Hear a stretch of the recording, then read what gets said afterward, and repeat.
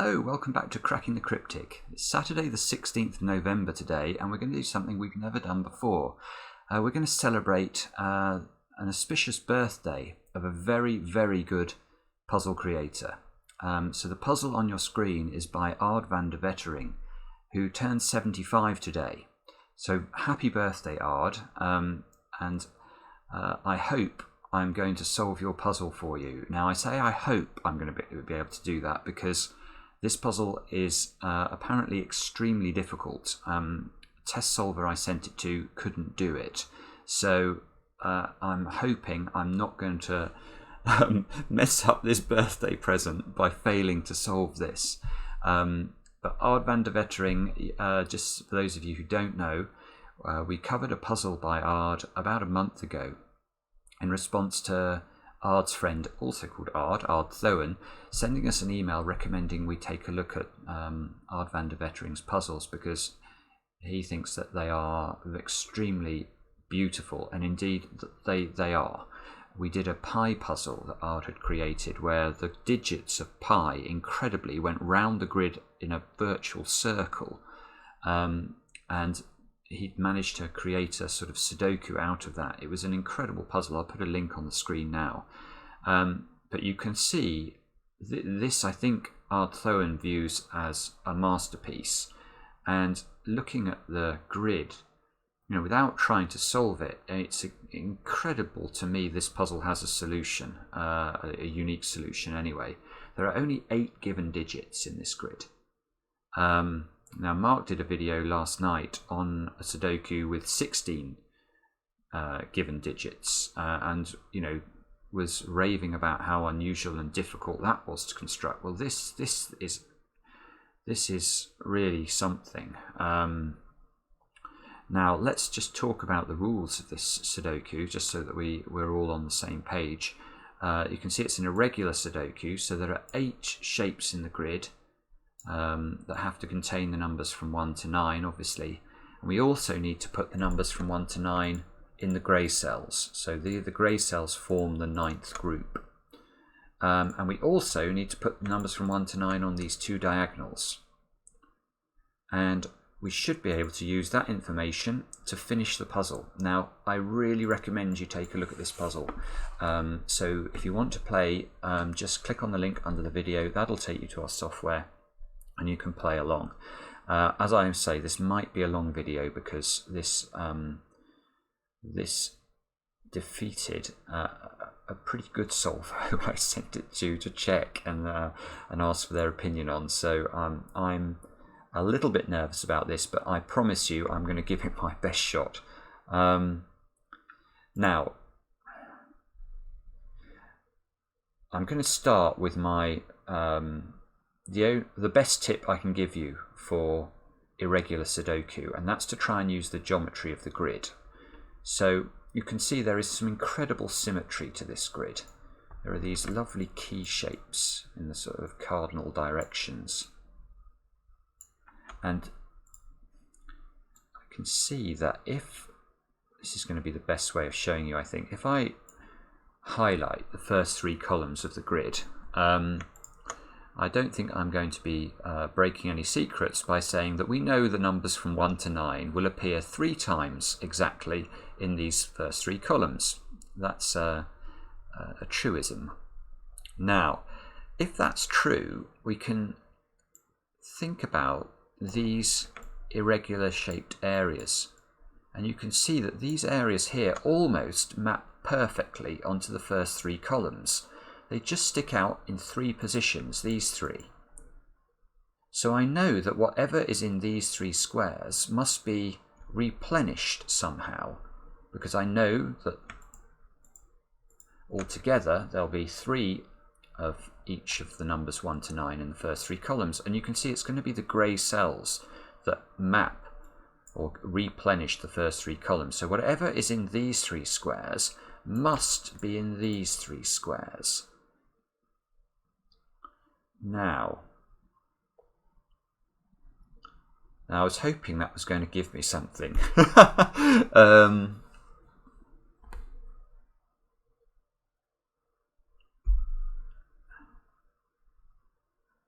but I don't think it is.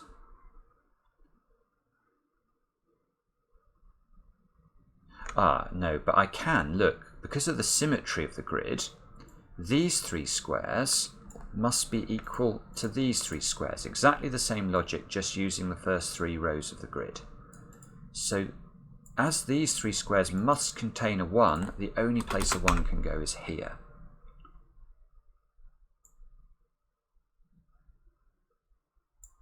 Right, let's try and we can do the same trick down here, look. So these three, no, this is no use. These three squares have to equal those three squares, but we know nothing, or almost nothing, about any of those squares. And the same is true down here. Now, hang on, look. That square is restricted, because this 2... Actually, what can this square be? It can't be 1, 2. It can be 3. It can't be 4, 5. It can't be 6, 7. It can only be 3 or 8. Now, look. If this is a 3, this square can't be a 3. This square can't be a 3 because of that 3. So this would have to be the 3. And now, I don't think we can put a 3 on this diagonal, can we? 3 can't be in those squares. It can't be here because of this 3. It can't be here because of this 3. Or here. Oh, don't believe it. It can't be here. It can be here. So this... Oh, I thought I'd spotted something clever then. It can be here. Is there a way of eliminating a 3 from this square?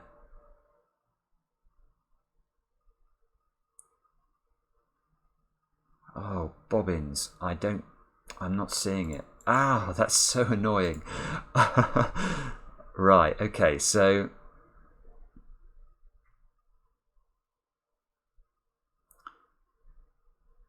Right, okay, we can do something though. If whatever this number is, 3 or 8, it cannot be here. So this square must be a 4 or a 9.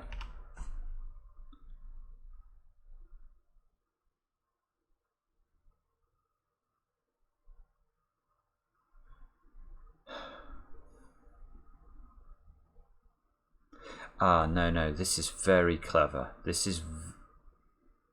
Oh, yeah, right, I see. This square is now the key. This square is now the key. Have a think about this square. The reason I think this square is interesting is because this square obviously affects these three squares, but this square is also contributing to these three squares. So if I know that this square has to be a 4, 9, 3 or 8, let's just put those in. This square also has to be a 3, 4, 8 and 9 because I need to put this number into these three squares and neither 5 nor 1 is an option here. So this square is 3, 4, 8 or 9. Therefore, this grey square must be a 5. Wow. Now this can't be 3. Therefore, this can't be 3.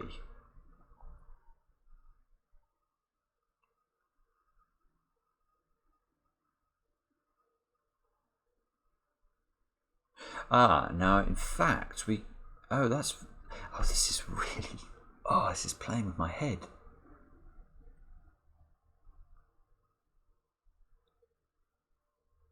Yeah, I don't think this square can ever be an 8. Because in order for this square to be an 8,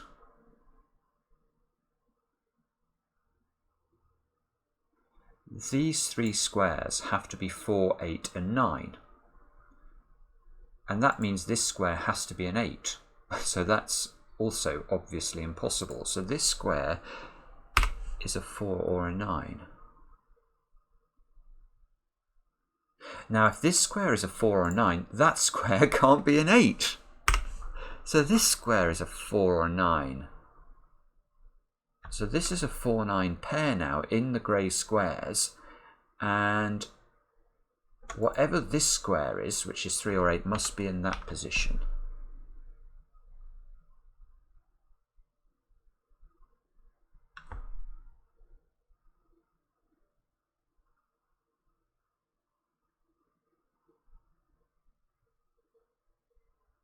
Ah, now hang on.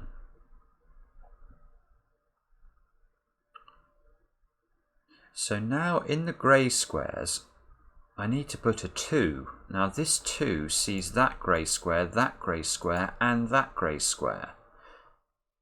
So that is the only place a 2 can go.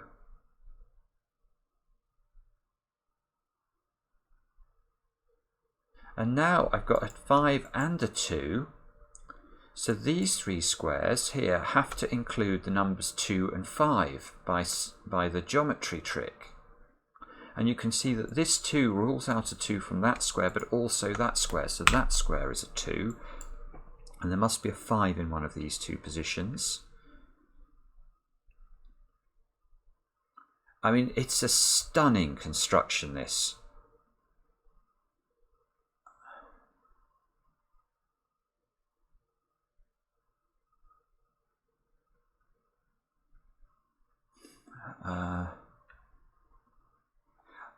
Now actually, so now I've got a 2 here. So one of these squares must be a 2. I don't see how to limit that though. So what are the options then for these squares? We've got one. We need 3, 6, 7 and 8 into those squares. So 3, 6, 7, 8. This can't be a 6. Look, this can't be a 7.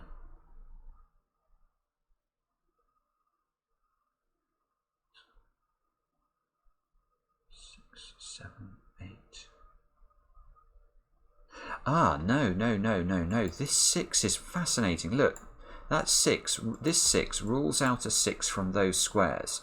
So it's simply not possible for this to be a 6, because if this is a 6, there must be a 6 in one of those squares.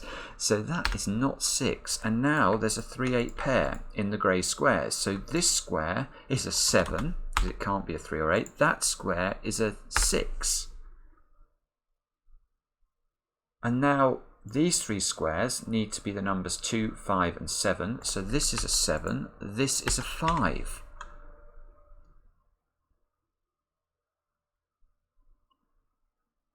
And these squares are 2, 3 and 8 now. 2, 3 and 8. And look, there's a 3-8 pair in this column, so that's a 2. 2, 3, 8. This 9 here means that square can't be a 9, so there must be a 9 in one of those 2 positions. These 2's here interact on this top box. Where can we put a 2? Because this 2 is on the diagonal, only one position left. That's a 2.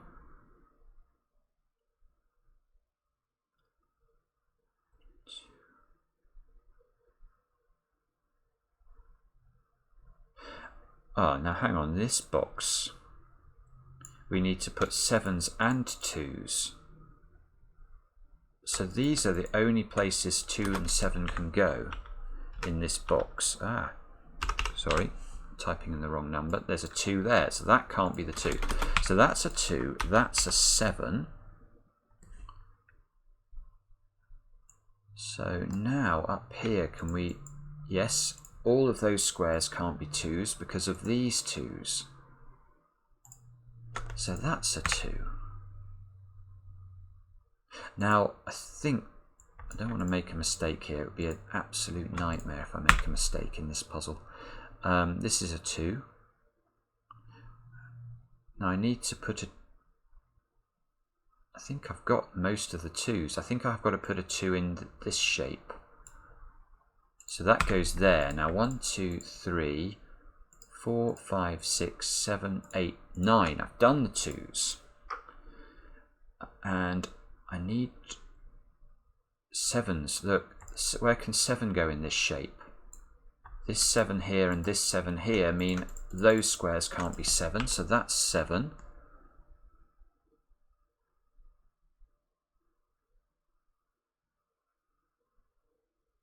Ah, now hang on, where can I put 7 on this diagonal? This 7 rules out those squares. That's 7. Yes, this must be a 7. This is so clever. Now, this is a 7.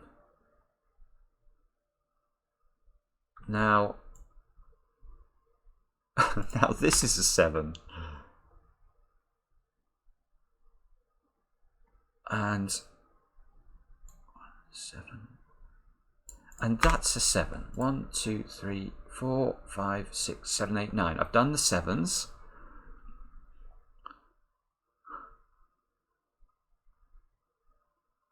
Ah, we've got 3, 8 pair here, so I need 1, 5, and 6 into this column. This can only be a 1 or a 6.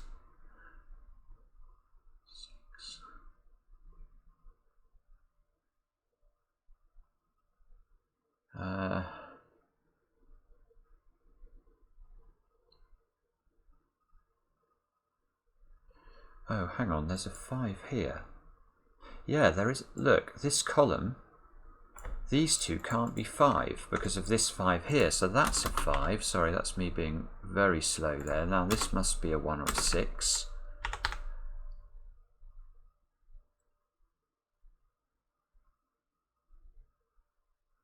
There must be a restriction on 5 in this shape now, because that 5 there, the 5 on the diagonal, that 5, not quite enough, but not bad. So we get it down to 2 squares.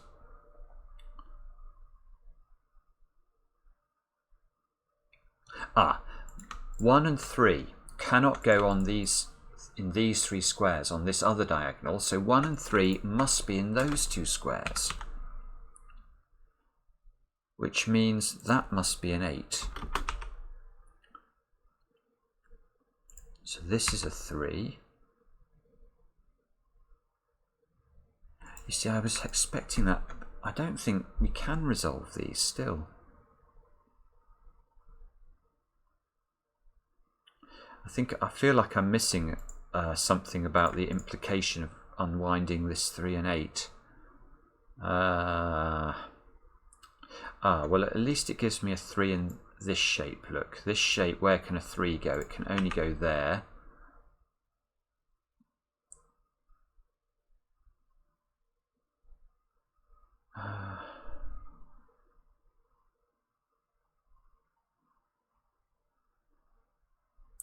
Ah, 6 can't go in either of those squares, so 6 is in one of those 2 positions.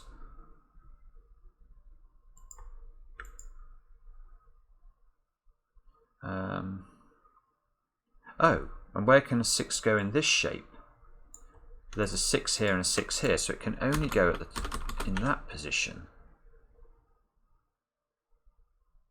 So one of these 2 squares is a 6 because of this 6 on the diagonal. So now we've got 6s locked into those squares. That means that we've got 2 6s identified for rows 1 and 2. So where can we put a 6 in row 3 of the grid? Can't be here, can't be here, can't be here because of that 6, so it must be in one of those 2 squares. And there's a 6 there. So this is a 6, this is a 6, that's a 6, and this is a 6. So that is all good stuff. Now, if we look along here now, we've got a 4, 9 pair in the row. So this square must be a 3 or an 8. Doesn't. So that matches with that. So in this shape, oh, actually, look, we've got 3, 8 pair in the column as well. So that square's a 1. That's a 1. That's a 3. That resolves that as an 8. Therefore, that must be a 3. Therefore, that's an... How on earth do you go about constructing this? I mean, I saw a comment from a brilliant solver of yesterday's puzzle. Freddie commented on it as to how extraordinary it was that the 16 given Sudoku have been created. I mean, I'm going to be very interested in the comments on this puzzle. This feels to me incredibly clever, like incredibly clever.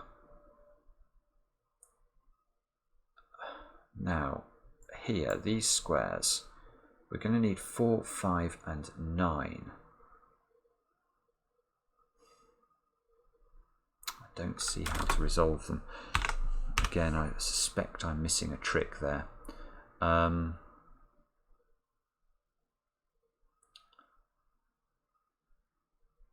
So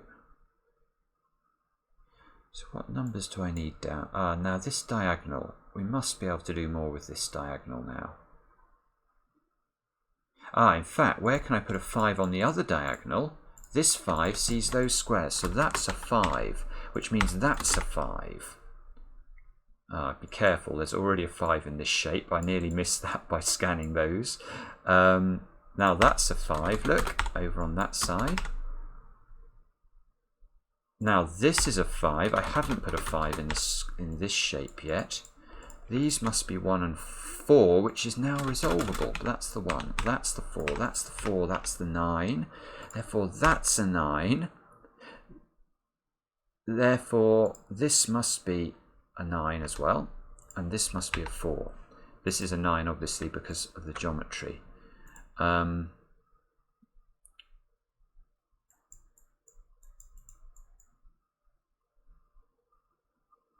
So these two squares ought to be 4 and 8. Again, I feel like I should be able to resolve that, and I can't. Now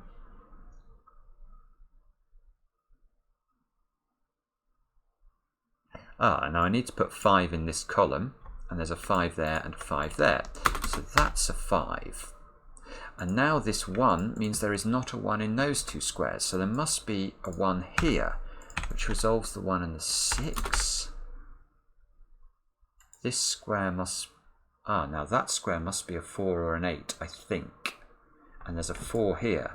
So I think that's an 8, and that's a 4, and therefore this should be an 8. And now we can complete this diagonal with a 4. Please don't have made a mistake. I think it's okay. Therefore this should be an 8 to complete the row, with this being a 9. These two squares here, this must be the 3, because we need a 3 in this shape, and there's a 3 on the diagonal. Now that makes that a 9, which again I think is working. I think this should be 1 and 4, which we can do. 4 and 1 in that order. That gives us the 8 here, which actually we could have got earlier. Now, this square must be a 1 to complete the row. These two squares must be 4 and 9, which we can now resolve. This square must be a 3. 8, 9 into these two squares. That means that's a 9. This is a 1. And let's just do this slowly. 3, 4, and 8 into these squares. That looks good, with that being a 4, 3, 8. What a puzzle that is. Now, I'm not going to click check, by the way, because if I do, it will tell me I've got it wrong. And I really hope I haven't. But the reason it will say I've got it wrong is that our checker at the moment looks at standard Sudoku rules. So it will look at this 3x3 block and say, is there a repeated digit? And there obviously is. And that's going to be the case throughout this puzzle. So I'm just hoping, because that did seem to all fit together beautifully, that I have got it right. So happy birthday, Aad. I hope that was a good birthday present, watching me stumble through your puzzle. To be honest, I'm not unhappy with that time. It was a head scratcher. And we'll be back soon with another edition of Cracking the Cryptic.